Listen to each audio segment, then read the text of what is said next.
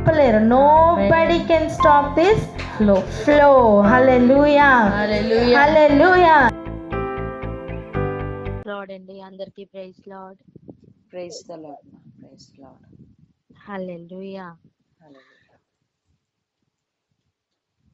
అపోస్తలుల కార్యాలు 7వ అధ్యాయం 52వ వచనం చదువుకుందాం. నిన్నటి వాక్యమే కదా, మొన్నటి వాక్యమే కదా అనిపిస్తున్న ఏరియా ఎక్కడైనా ఉంటే చెక్ చేసుకుందాం. ఎందుకంటే వాక్యములో ఒక పొల్లైనను తప్పిపోకుండా అన్నిటినీ నెరవేర్చుటకు వాక్యము సామర్థ్యం కలిగింది. భూమి గతిస్తుందేమో, ఆకాశములు గతించిపోతాయేమో, కానీ ఆయన వాక్యం మాత్రం గతించిపోదని వాక్యం ఇస్తున్న సాక్ష్యం. కనుక ఇది నిన్నటిది మొన్నటిది అని లెక్క పెట్టడానికి లేదు. ఎందుకంటే వాక్యము శాశ్వతమైనది. వాక్యం ఎటువంటిది? శాశ్వతమైనది. మనిషి ఊపిరి నీటి బుడగ వంటిది. మనిషి ఆయుష్కాలము చాలా కొద్దిగా, ఒక గడ్డి పువ్వు కంటే కూడా తక్కువ, ఒక రేగుతున్న ఒక నిప్పు కణం వంటిది మనిషి ఆయుష్ దేవుని దృష్టికి. అటువంటి ఆయుష్ కలిగిన భూమి మీద ఉన్న నరుడు వాక్యము నిన్నటిదే కదా, మొన్నటిదే కదా అన్న ఆలోచన కలిగి ఉంటే దాన్ని ఈరోజు కడిగి వేసుకుందాం. ఎందుకంటే వాక్యం నెరవేర్పులోనికి పరిగెడుతున్న, ప్రవచనాల కలిగిన, వాగ్దానాలు కలిగిన, అనేక ప్రయాణం చేయించిన గొప్ప శక్తి కలిగిన ఈ మాట, ఈ పదం, ఈ వచనం ఈ భూమి మీద నరులను నడిపిస్తుంది. తెలుసా? హేబేలు మొదలుకొని అని ప్రవక్తల లిస్టు చెబుతున్న ఈ గ్రంథం వాక్యము యొక్క నెరవేర్పును చూపిస్తుంది. ఎటువంటి వాక్యం యొక్క నెరవేర్పు చూద్దాం రండి. అపోస్తలుల కార్యం 7వ అధ్యాయం 52వ వచనం.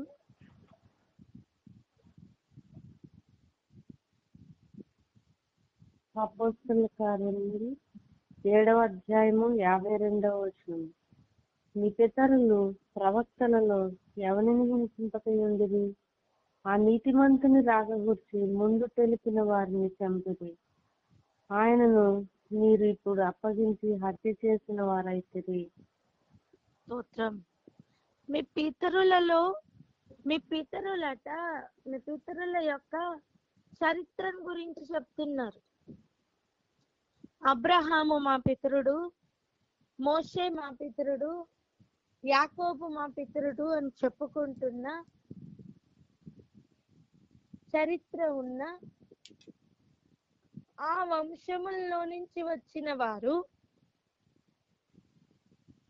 నీతిమంతుడైన వాని యొక్క రాకను గురించి తెలిపిన వారిని మరి ఎక్కువగా హత్తుకోవాలి కదా, మరి ఎక్కువగా గౌరవించాలి కదా.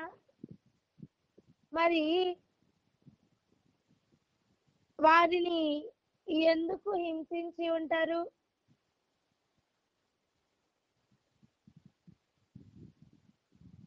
ఆలోచన చేయండి. ఒక ప్రవచన సారమే యేసయ్య అని చెప్తాం కదా. యేసయ్య ఎవరు చెప్పండి? ప్రవచన సారమని. ప్రవచన సారం.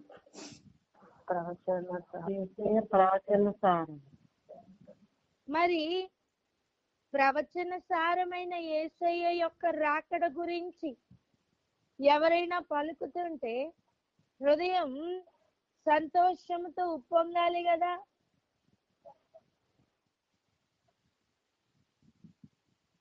యేసయ్య యొక్క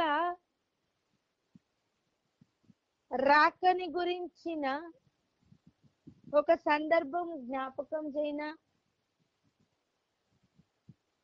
మరియమ్మ గర్భం ధరించి ఇది పరిశుద్ధాత్మ వలన అవిన కార్యము అని తెలుసుకొని తర్వాత ఎలిజబెత్ దగ్గరికి వెళ్ళిన అనుభవం ఉందే. మరి యేసు ప్రభు యొక్క పిండం యొక్క రాకడను చూసే ఆ గర్భంలో ఉన్న పిండం గంతులు వేయలేదా?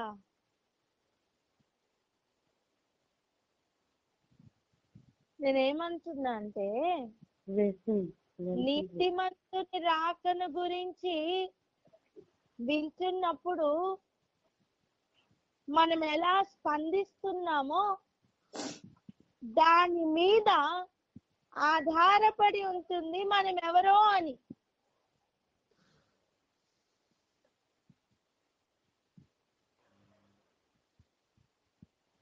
యేసు ప్రభు గురించి, ఆయన రక్షణ కార్యం గురించి, ఆయన ప్రణాళికల గురించి, దేవుని వాక్యం గురించి వింటున్నప్పుడు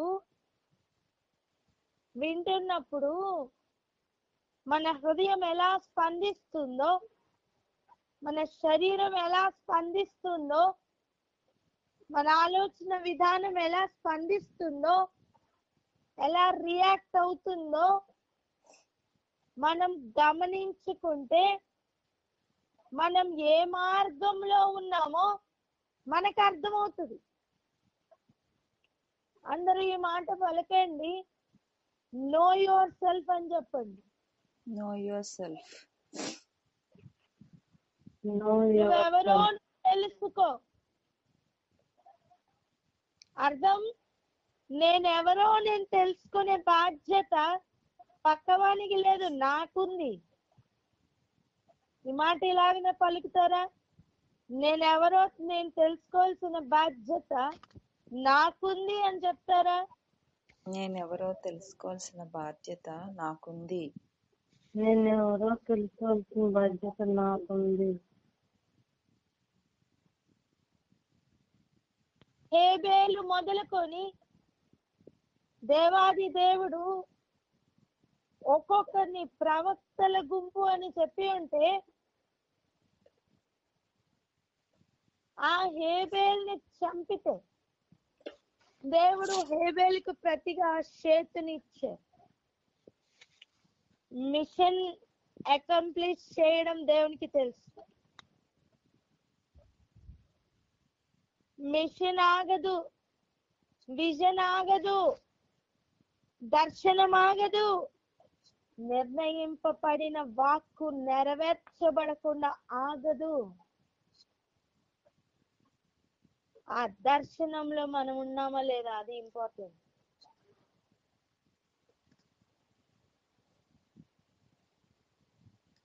నీతిమంతుడు రావడం అనేది ఖచ్చితంగా జరుగుతుంది అని భూమి మీద చెప్పి ఉంటే, పలికి ఉంటే, ఆ మాటలు పలుకుతున్నప్పుడు హృదయం గంతులు వేసిందా లేదా?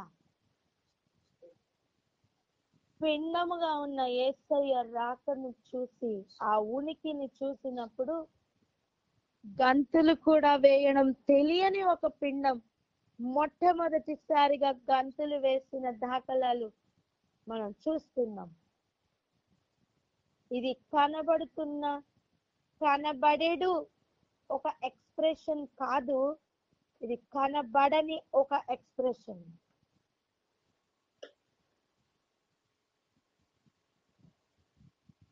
చూడండి, ఎవరైనా ఇంటికి రాగానే వారి గురించి ఇష్టం ఉన్నా లేకపోయినా ముఖం మీద ఒక చిరునవ్వు పెట్టుకొని మాట్లాడతావే, అది కాదు ఈ ఎక్స్ప్రెషన్. భార్యాభర్తలు ఇద్దరు గొడవాడుకుంటూ ఉంటారు, ఎవరైనా రాగానే వెంటనే ఆ సిచ్యువేషన్ అంతా మారిపోయినట్టు మనకు మనమే కప్పి వేసుకొని ఇంకొక స్వభావమును బయట ధరించడం సాధ్యమేమో గాని యేసయ్యను గురించిన నిజమైన వాక్యం సత్యం ఎదురుగుండా మన ఎక్స్ప్రెషన్ దాచలేం. ఏమంటుందంటే, మనుషుల ఎదురుగుండా నువ్వు వేషధారణ కలిగి ఉండొచ్చేమో గాని వాక్యం ఎదురుగుండా వాక్యం ఎదుట అది సాధ్యం కాదు.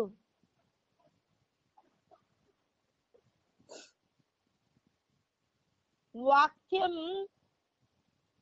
విడుదలవుతున్నప్పుడు హృదయం గంతులు వేస్తుందా లేదా? వాక్యం గురించి ప్రాణం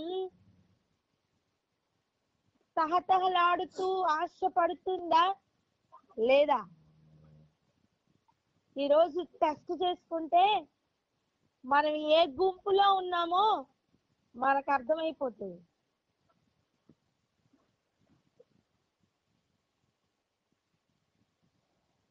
ఇక్కడి నుంచి ఒక 2000 కిలోమీటర్ల ప్రయాణం చేసి ఒక ప్రాంతంకు వెళ్ళాలనుకుందాం. 2000 కిలోమీటర్లు దాటి ఉన్న ఆ స్థలం మన గమ్యం అనుకుందాం. అది చేరువవుతున్నప్పుడు, అది దగ్గర అవుతున్నప్పుడు ఆసక్తి ఎక్కువ అవుతుందా తక్కువ అవుతుందా? ప్రయాణం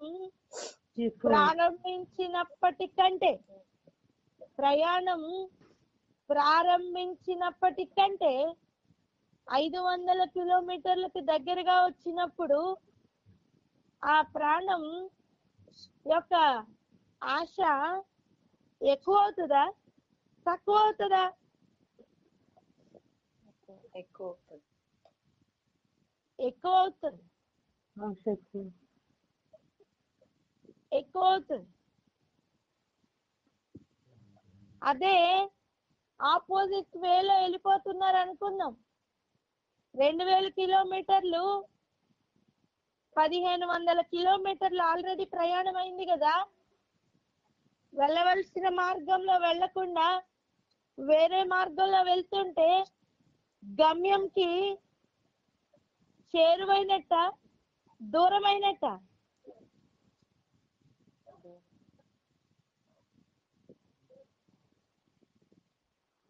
అర్థం కాలేదా? 0 కిలోమీటర్ దగ్గర ప్రయాణం స్టార్ట్ అయింది. 2000 కిలోమీటర్లు ప్రయాణం చేయాలి. ఏ దిక్కు? ఉత్తర దిక్కు అనుకుందాం. కానీ ప్రయాణం తూర్పు దిక్కు చేస్తుంటే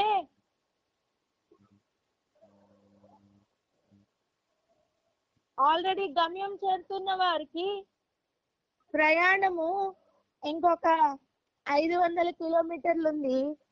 అప్పుడు తూర్పు దిక్కు వెళ్తున్న వారు యొక్క దూరం ఎంత చెప్పండి?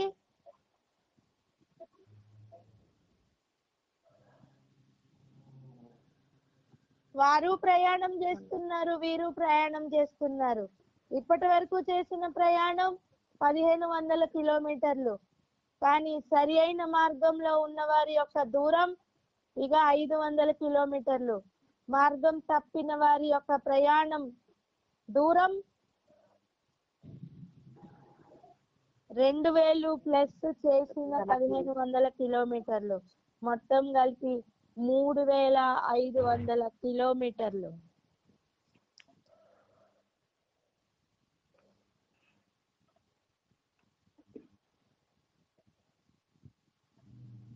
మూడు 3500 కిలోమీటర్ల దూరం వెళ్ళిపోయినట్టు.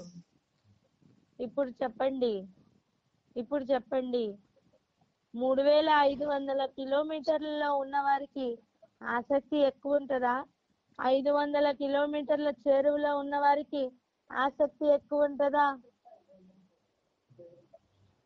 500 కిలోమీటర్లు ఉన్నవారికి ఆసక్తి ఎక్కువ ఉంటుంది. ఆసక్తి ఎక్కువ ఉంటుంది. ఈ రోజు మన ప్రయాణం ఎక్కడుందో ఆలోచన చేద్దామా? నీలో ఆసక్తి నానాటికి అధికమవుతుందా? రక్షణ దినంకి ఈ రోజుకి నీలో ఆసక్తి ఎక్కువ అవుతుందా? అయితే నీ ప్రయాణం చేరువవుతుందనే కదా అర్థం. హల్లెలూయా. అలా కాకుండా ఆసక్తి తగ్గిపోతుందా?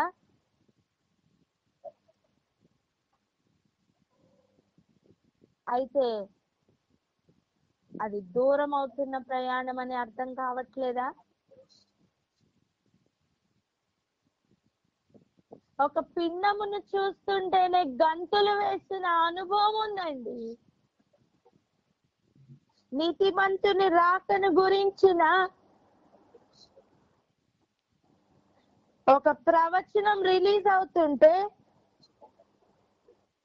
హృదయాలలో కోపం, పండ్లు కొరుకుతా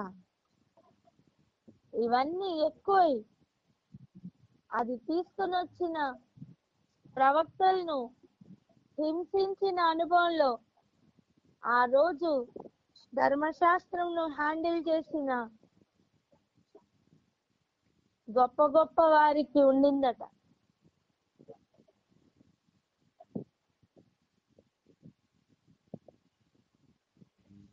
ఈరోజు బైబిల్ పట్టుకున్న మనం ఏ మార్గంలో ఉన్నాం? మన ప్రయాణం ఎటువైపు వెళ్తుంది? పక్కవారితో చెప్పండి, మోసపోకు అని. మోసపోకు.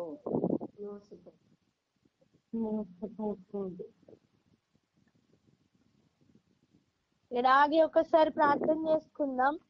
గ్రహించిన వారు ఎవరైనా ప్రార్థన అందుకుంటారా?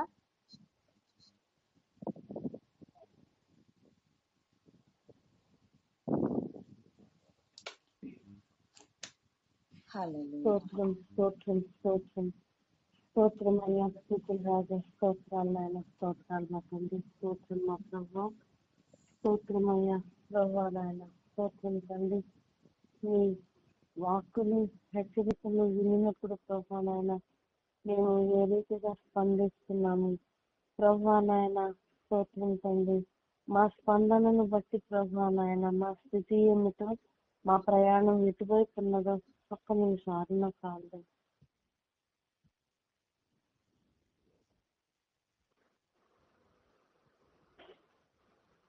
స్తోత్రం స్తోత్రం రాజా, స్తోత్రం నాయన, స్తోత్రం తండ్రి. పరిశుద్ధుడా, స్తోత్రం అయ్యా తండ్రి. ఈ మాటలు వినినప్పుడు ప్రభా నాయన మా హృదయం ఏ రీతిగా స్పందిస్తుంది ప్రభా, స్తోత్రం తండ్రి. మీ వాక్కులు హెచ్చరికలు మా ముందుకు వస్తున్నప్పుడు ప్రభా మేము ఏ రీతిగా ప్రభా నాయన రియాక్ట్ అవుతున్నాము, దానిని బట్టి ప్రభా నాయన మేము ఎటువంటి స్థితిలో ఉన్నామో, మా హృదయ పరిస్థితి ఏమిటో ప్రభా నాయన అర్థమవుతుంది ప్రభా. స్తోత్రం తండ్రి, స్తోత్రమయ్యా. స్థితులు రాజా, స్తోత్రాలు నాయన. మా ప్రయాణము, మా ఆత్మీయ ప్రయాణము ఏ రీతిగా కొనసాగుతుంది అనేటటువంటిది మాకు అర్థమవుతుంది ప్రభా. స్తోత్రము తండ్రి, స్తోత్రమయ్యా. స్థుతులు రాజా, స్తోత్రాలు నాయన. నీతిమంతుని రాకను గురించినటువంటి ప్రభా నాయన ప్రవచనాలు అనేకం ప్రభా నాయన చెప్పబడుతున్నప్పుడు ప్రభా, స్తోత్రము తండ్రి. ప్రభా నాయన మీరు ఆ విషయమే ప్రభా నాయన మాట్లాడుతుండగా ప్రభా, స్తోత్రం తండ్రి. ప్రభా నాయన నీ పుట్టుకను గురించినటువంటి సమాచారం ప్రభా నాయన, స్తోత్రం తండ్రి. ప్రభా నాయన వినినప్పుడు యోహాను గారు గర్భంలోని ప్రభా నాయన గంతులు వేశారు ప్రభా. అట్టి గంతులు వేసే స్థితిలో ఉన్నామా, లేకపోతే ప్రభా నాయన, స్తోత్రం తండ్రి. ప్రభా నాయన మరి ఆసక్తి నిరాసక్తి మరి ఏ పరిస్థితుల్లో ఉన్నాము అనేటటువంటిది ప్రభా నాయన తండ్రి. ప్రభా నాయన ఆ స్థితి ఏ రీతిగా ఉంది అనేది, మా ఆత్మీయ స్థితి ఏ రీతిగా ఉంటుంది అనేటటువంటిది ప్రభా నాయన, మేము ప్రయాణించే తీరు ఏ రీతిగా ఉంటుంది అనేటటువంటిది మా ప్రతిస్పందనను బట్టి ప్రభా, స్తోత్రము తండ్రి. అది ప్రభా నాయన ఉంటుండగా తండ్రి ప్రభా నాయన మీ మాటలు వినినప్పుడు ప్రభా నాయన మరి యోహాను గారి వల్ల ప్రభా నాయన స్పందించుటకు ప్రభా, గర్భస్థ శిశువుగా ఉన్నప్పుడే ఆయన ప్రభా అతి రీతిగా స్పందించి ఉండగా తండ్రి ప్రభా స్తోత్రం తండ్రి ప్రభా మీ మాటలు వినినప్పుడు ప్రభా నాయన మా ప్రయాణం అతి రీతిగా ఉండటకు ప్రభా నాయన మీరే కృప చూపించండి తండ్రి. మీకు వందనాలు ప్రభా. మరింత ఆసక్తి కలిగిన వారముగా మీ ఆజ్ఞల ప్రయాణంలో ముందుకు కొనసాగేటటువంటి కృపను మీరే మా అందరికి అనుగ్రహించమని యేసు పరిశుద్ధ నామంలో ప్రార్థించి పొందుకుంటున్నాం మా శ్రీపర్ల తండ్రి. ఆమేన్ ఆమేన్ ఆమేన్ ఆమేన్.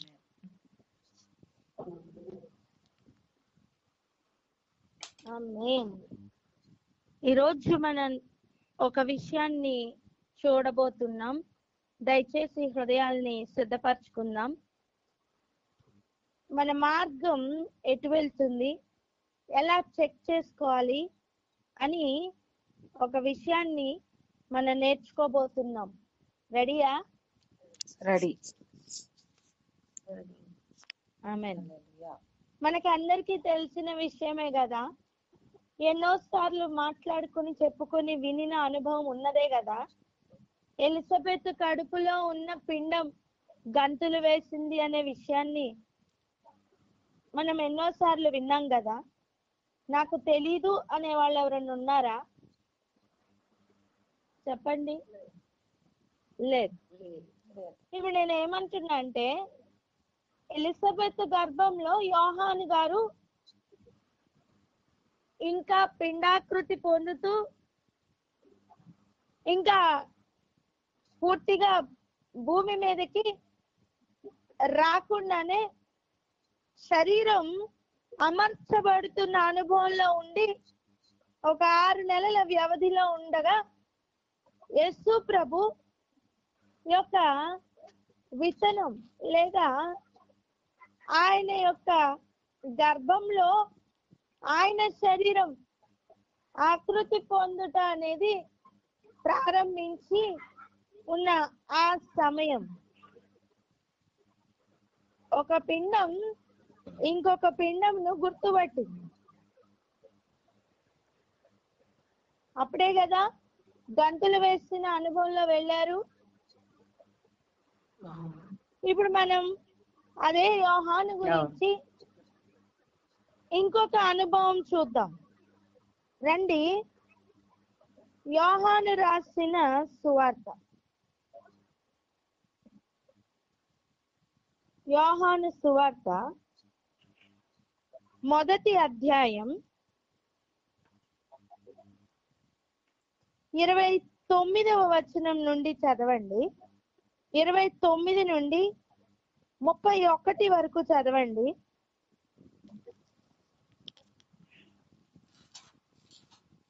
యోహాను సువార్త 1వ అధ్యాయము 29వ వచనం నుంచి 31వ వచనం వరకు. మరునాడు యోహాను యేసు తన యొద్దకు రాగా చూసి, ఇదిగో లోక పాపమును మోసుకొని పోవు దేవుని గొర్రెపిల్ల, నా వెనుక ఒక మనుషుడు వచ్చున్నాడు. ఆయన నాకంటే ప్రముఖుడు కనుక నాకంటే ముందటి వాడు ఆయనని నేను ఎవరిని గుర్తు చెప్పినో ఆయనే ఈయన. నేను ఆయనను ఎరుగనైతిని గాని ఆయన ఇశ్రాయేలుకు ప్రత్యక్షమగుటకు నేను నీళ్లలో బాప్తిసం ఇచ్చుచు వచ్చితినని చెప్పాను. యోహాను గారు ఒక కీలకమైన విషయాన్ని అక్కడ చెప్తున్నారు. బాప్తిసం ఇచ్చిన యోహానుకు ఒక అనుభవం ఉంది. అది ఎట్టి అనుభవమో తెలుసా? ఆల్రెడీ యేసు ప్రభు గర్భంలో జస్ట్ పిండముగా ఉన్నప్పుడే గుర్తుపట్టి, ఆత్మలో గుర్తుపట్టి గంతులు వేసిన ఒక అనుభవం ఉంది. అంతేనా? అంతేనా? కానీ భూమి మీద చేస్తున్న ప్రయాణంలో ఆయన్ని గుర్తుపట్టుటకు ఆయన చేసిన పని చూడండి. ఇంకొక వచనం కూడా చదువుదాం. 33 చదవండి. యోహాను సువార్త 1వ అధ్యాయము 33వ వచనము. నేను ఆయనను ఎరుగనైతిని గాని నీళ్లలో బాప్తిస్మం ఇచ్చుటకు నన్ను పంపినవాడు నీ యవని మీద ఆత్మ దిగి వచ్చి నిలుచుట చూతూ ఆయనే పరిశుద్ధాత్మలో బాప్తిస్మం ఇచ్చేవాడని నాతో చెప్పాను. హల్లెలూయా, హల్లెలూయా. నేనేమంటున్నా అంటే ఆత్మలో ఒకసారి గుర్తుపట్టిన అనుభవం ఉంది కదా, ఉందా లేదా? ఉంది. గంతులు వేసిన అనుభవం ఉండింది కదా. అయినా సరే భూమి మీదకి వచ్చిన తర్వాత ఒక సూచన అవసరమైంది. మీకు అర్థమవుతుందా? ఒక సూచన అవసరమైంది. ఏంటి ఆ సూచన అంటే, తనని పంపిన వాడు ఒక సూచన ఇచ్చాడట. యోహాను గారికి దేవునితో ఉన్న సంబంధం డీటెయిల్డ్ గా ఏమి మనకి వాక్యంలో రాసి లేదు, చరిత్రలో రాసి లేదు, లేదా ప్రస్తుతం మన చేతిలో ఉన్న గ్రంథంలో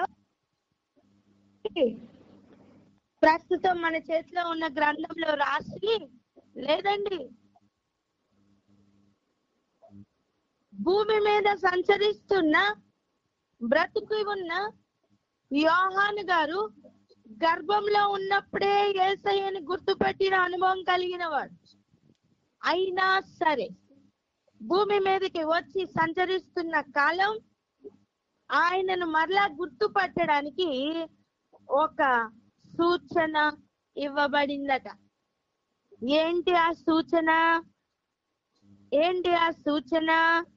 నువ్వు ఎవరి మీద ఆకాశము నుండి ఎవరి మీద ఆయన ఆత్మ దిగి వచ్చు నిలుచుట చూతువో, ఆయన ఆత్మ నిలిచి ఉండుట నువ్వు చూస్తావో అతడే పరిశుద్ధాత్మలో బాప్తిస్మం ఇచ్చువాడు అని ఒక సూచన తనకి ఇవ్వబడిందట.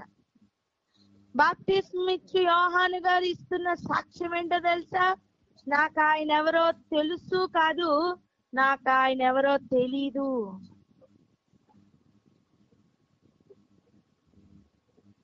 నాకు సూచన మాత్రం తెలుసు. ఒకసారి నేను ఆత్మలో గుర్తుపట్టిన అనుభవం నాకు ఉండింది. పిండంగా ఉన్నప్పుడే మొట్టమొదటిసారి ఆయన ఉనికి నాకు తెలియగానే నేను గంతులు వేసా. హలో, వినిపిస్తుందా? అర్థమవుతుందా? నేను ఇంకా భూమి మీదకి రాకముందు నేను ఆయన్ని గుర్తుపట్టిన అనుభవం నాకుంది. కానీ భూమి మీద నేను ఆయన ఎవరో గుర్తుపట్టాలి అంటే నాకు ఒక సూచన ఉంది.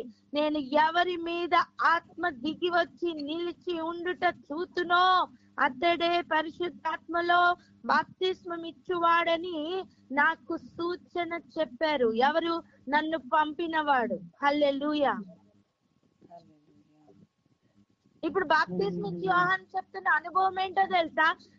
నాకు చెప్పబడిన వానిని గుర్తుపట్టుటకు నేను నీళ్ళల్లో బాప్తిస్మం ఇస్తున్నాను.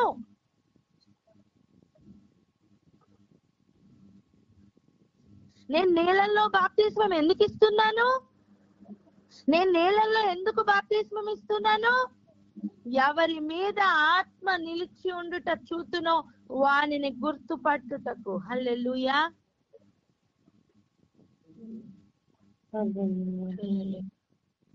ఇది బాప్తిస్మం ఇచ్చిన యోహాను యొక్క అనుభవం అండి. పిండముగా ఉన్నప్పుడే గంతులు వేసిన అనుభవం ఉండిందేమో, కానీ భూమి మీద ఆయనను గుర్తుపట్టడానికి ఒక సూచన అవసరమైంది నాన్న. అండ్ ఆ సూచన పట్టుకొని తను బాప్తిస్మం ఇవ్వడం చేస్తున్నాడట. అలా బాప్తిస్మం ఇస్తున్నప్పుడు తను ప్రతి ఒక్కరిని పరీక్షిస్తున్నాడని అర్థం. ఎవరి మీద ఆత్మ ఉంది, ఎవరి మీద ఆత్మ నిలిచి ఉందని పరీక్షిస్తున్నాడనే అర్థం. ఎందుకంటే నేను ఆయనని ఎరుగనైతిని. అర్థం, నాకు ఆయన ఎవరో తెలీదు. తెలుసు అన్నాడా? తెలీదు అన్నాడు. కమాన్, ఎంతమందికి అర్థమవుతుంది? అర్థమవుతుంది. ఆ? హల్లెలూయా. అర్థం నాకు ఆయన ఎవరో తెలీదు. అర్థమవుతుంది. మార్గమును సిద్ధపరచడానికి వచ్చిన యోహానే ఇట్టి మాట పలుకుతుంటే నాకన్నీ తెలుసు అనుకుంటున్న మనం ఎట్టి జ్ఞానంలో ఎట్టి అజ్ఞానంలో ఉన్నామో ఒకసారి ఆలోచన చేద్దామా? హలో, అర్థమవుతుంది కదా అండి? మనం ముందుకు వెళ్ళాలి. దయచేసి ఈ మాటను గ్రహించండి ప్లీజ్, బ్రతిమాలుకుంటున్నాను. ఎందుకంటే చెవి కలిగిన వాడు ఆత్మ చెప్పుచున్న మాట వినుగాక అని వాక్యం పలుకుతుంది. చెవులు వినగలిగే చెవులు కనుక లేకపోతే, గ్రహించే మనస్సు లేకపోతే ఈ రోజు మనం ఎవరో మనకు అర్థం అవ్వదు. ఆత్మలో గ్రహించిన అనుభవం ఉందేమో నాన్న, కానీ ఫిజికల్ గా కూడా సూచన దేవుడు ఇచ్చి ఉంటారు. బాప్తిస్మం ఇచ్చిన యోహానుకు గర్భంలో ఉన్నప్పుడే యేసు ప్రభువును గుర్తుపట్టిన అనుభవం ఉంది. అయినా సరే ఇస్తున్న సాక్ష్యం, నేను ఆయనను ఎరుగనైతిని, నాకు ఆయన ఎవరో తెలీదు కనుక నేను ఆయన గుర్తుపట్టడానికి నీళ్ళల్లో బాప్తిస్మం ఇస్తున్నా. అదే అలాగే ఉందా లేదా ఒకసారి మీరు చెక్ చేయండి. యోహాను సువార్త 29 నుండి 33 వరకు దయచేసి చదవరా? మిగిలిన వాళ్ళు మ్యూట్ లో పెట్టరా?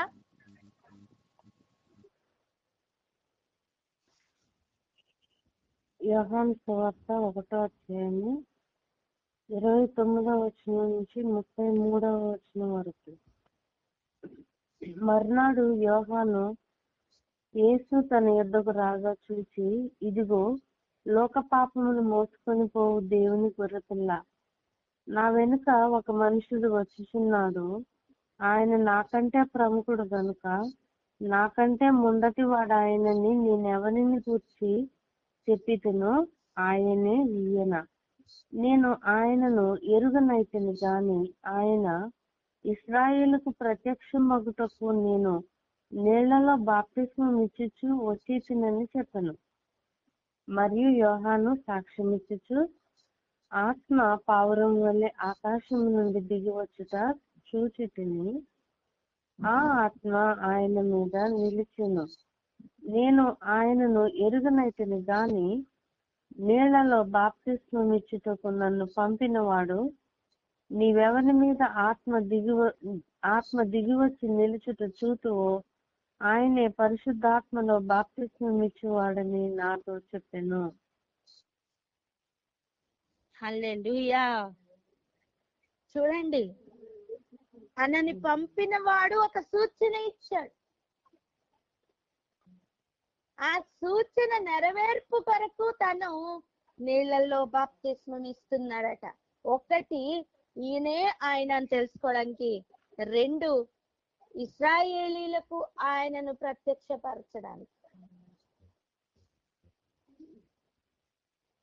ఇశ్రాయేలుకు ప్రత్యక్షమగుటకు నేను నీళ్ళల్లో బాప్తిస్మం ఇచ్చుచున్నాను.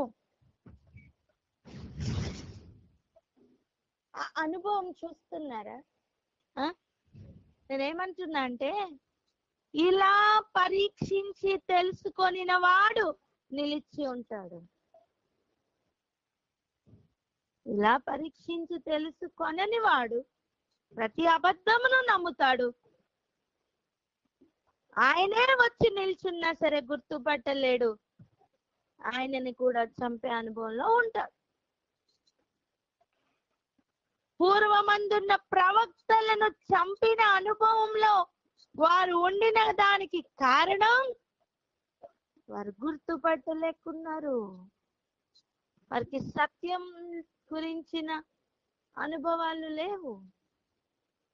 అబద్ధమును నమ్మినంతగా సత్యమును నమ్మలేని ఒక స్థితి. ఆయన రాకను గురించి చెప్పుతుంటేనే చంపిన అనుభవం అంటే ఆ ఇంటెన్సిటీ లెవెల్ ఎట్టిదో చూడండి. మోసపోవద్దు. నేను క్రీస్తులో ఉన్నాననుకుంటూ మోసపోకున్నానా?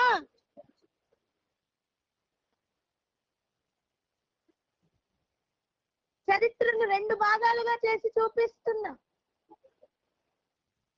ఒకటి 4000 సంవత్సరాల్లో చెప్పబడిన ప్రవచనాల కాలం.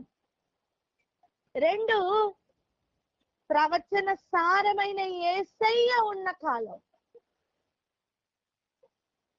మరి నెక్స్ట్ కాలంలోనే కదా మనం ఉన్నాం.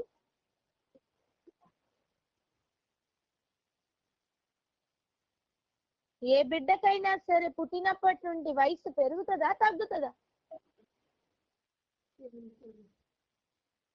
పెరుగుతుంది.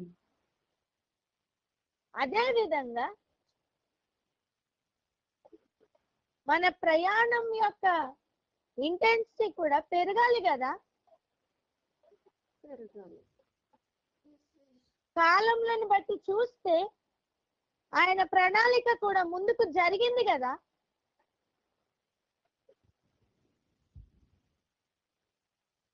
అన్ని విషయాల్లో కూడా ఇంటెన్సిటీ పెరుగుతుంది. నిన్ను పంపిన వాడు నీకు కొన్ని సూచనలు ఇచ్చి ఉంటాడు. దానితో సరిపోల్చుకుంటూ జాగ్రత్తగా ప్రయాణంను కాపాడుకోవాలి, ప్రయాణంను చేయాలి, ముందుకు కొనసాగాలి. బాప్తిస్మం ఇచ్చిన యోహాను ఇంకా భూమి మీదకి రాకముందే ఆయన గుర్తుపట్టిన అనుభవం ఉన్నప్పటికీ నాకు ఆయన ఎవరో తెలీదు, ఈ సూచనను బట్టి నేను ఆయనను గుర్తుపడుతున్నాను అని చెప్తున్న అనుభవంలో ఉంటే మరి మనం ఎంత జాగ్రత్తగా అడుగులు వేయాలి, ఎంత జాగ్రత్తగా అడుగులు వేయాలి. అన్నిటినీ సందేహపడమని చెప్పట్లేదు, కానీ నువ్వు దేవుడు ఇచ్చిన సూచనలు నెరవేర్చు కనిపిస్తున్నాయా లేదా చూడాలంటే మరి దేవుడు ఇచ్చిన సూచన ఏంటో తెలియాలి కదమ్మా. నీతిమంతుడే వచ్చి ఎదురుగుండా నిలబడితే కూడా ఆయనని గుర్తుపట్టలేక ఆయనను చంపిన అనుభవంలో ఉన్న ఒక చరిత్ర ఉంది బైబిల్లో. స్టెఫెన్ను చంపుతున్నప్పుడు మేము కరెక్టే చేస్తున్నాం అనుకుంటున్న అనుభవంలో ఉన్నారని ఒక చరిత్ర చూపిస్తుంది బైబిల్ మనకి.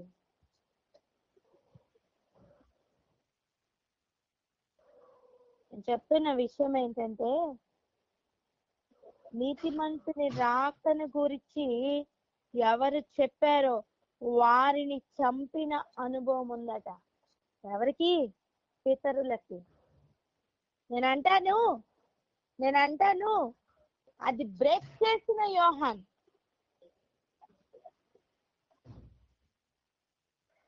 ఆ చరిత్రను బ్రేక్ చేసి ఆయనను ప్రత్యక్షపరుస్తున్న యోహాన్ అండి, బాప్తిస్మం ఇచ్చిన యోహాను.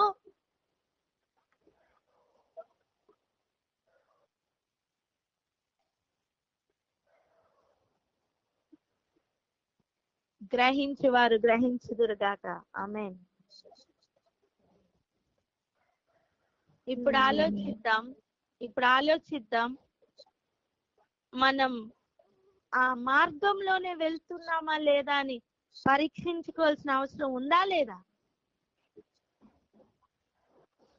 బాప్తిస్మం ఇచ్చి యోహానుకే తన జీవితంలో తాను వెళ్తున్న మార్గం కరెక్టో కాదో చెక్ చేసుకోవాల్సిన పరిస్థితి ఉంటే నువ్వు నేను ఏ పార్టీ వారమమ్మా?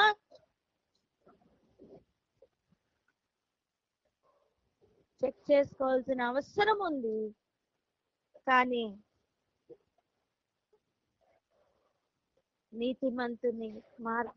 నీతి మార్గం గుర్తుపట్టి జాగ్రత్తగా అడుగులు వేయవలసిన అవసరం ఇంకా ఉంది.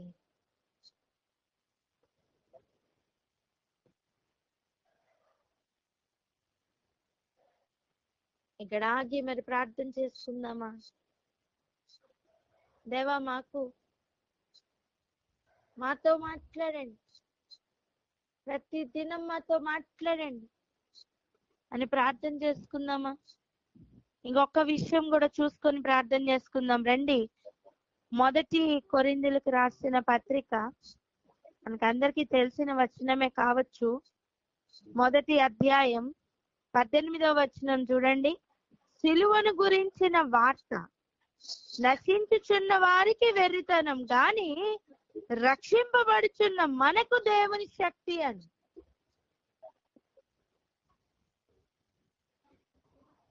అంటే మన మార్గంలో మనం వెళ్తున్న మార్గం ఎలా ఉంది అని మనకి గుర్తుపట్టడానికి ఇది ఒక సూచన. సిలువను గురించిన వార్త ఎటువంటి వార్త? రక్షణను గురించిన వార్త. అది మరణంను గురించిన వార్త కాదు, అది పునరుద్ధానమును గురించిన వార్త. పునరుద్ధానమునకు ముందుగా నిలిచి ఉన్న వార్త.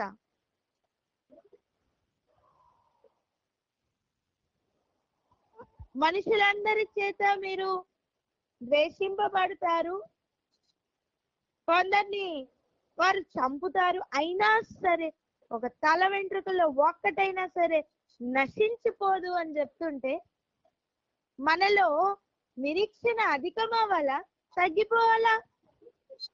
అధికమవ్వాలి. ఆ రోజు సిలువను గురించిన మాట వింటున్నప్పుడు వెర్రితనంగా పిచ్చితనంగా ఏమి అర్థం కాకుండా అనిపిస్తుందా? అయితే నువ్వే మార్గంలో ఉన్నావో తెలుసా? నశించిపోతున్న మార్గం నానా. అలా కాకుండా ఆయన శక్తి అందులో విడుదలవుతుందా? ఆయన శక్తిని నువ్వు అనుభవించగలుగుతున్నావా? అయితే నువ్వు రక్షణలో ఉన్నావని అర్థం.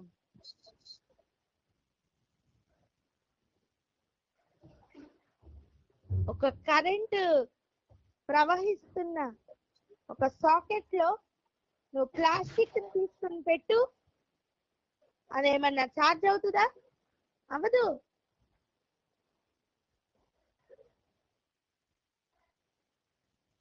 కానీ లోపల ఒక రాగిని తీసుకుని వెళ్ళి పెట్టు, తీసుకుంటది. ఆ ఎనర్జీని అది తీసుకోగలుగుతుంది.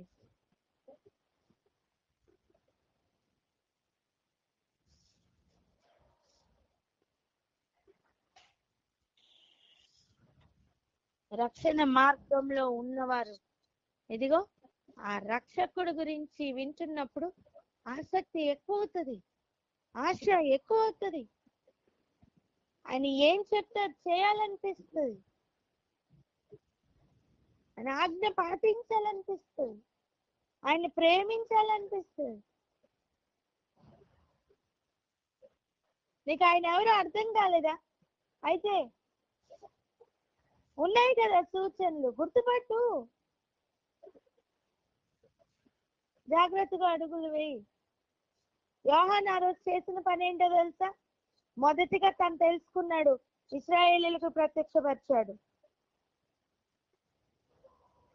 నువ్వు కూడా నీ జీవితంలో నీ దేవుడు ఎవరో నువ్వు తెలుసుకో, ఇక మిగిలిన వారికి నువ్వు చూపించు. హల్లెలూయా. అతి శ్రేష్టమైన మార్గంలో దేవుడు మనల్ని నడిపించిన దాకా ఆమేన్. లేకపోతే ఉన్న డేంజర్ జోన్ ఒక్కటే, ఆ రోజు మన పితరులకి ఉన్న చరిత్ర చంపిన అనుభవం. జస్ట్ ఆ వార్త మోసుకుని వచ్చిన వారిని చంపారు, ఆయనే వస్తే చంపారు, ఇప్పటికీ కూడా చంపుతూనే ఉంటారు. మనం ఆ గుంపులో ఉండకూడదు అంటే జాగ్రత్త పడదాం. ప్రార్థన చేసుకుందాం అక్క.